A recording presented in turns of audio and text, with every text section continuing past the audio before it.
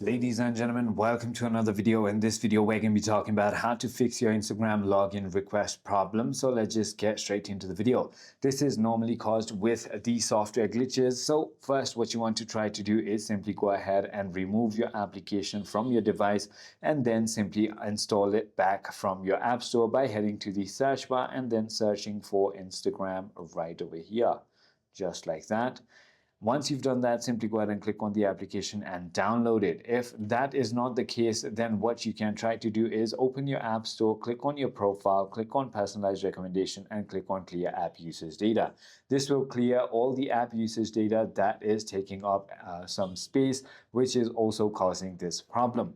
If none of these work, then the only option you have left is simply using your browser for Instagram. I hope this video clarified everything for you.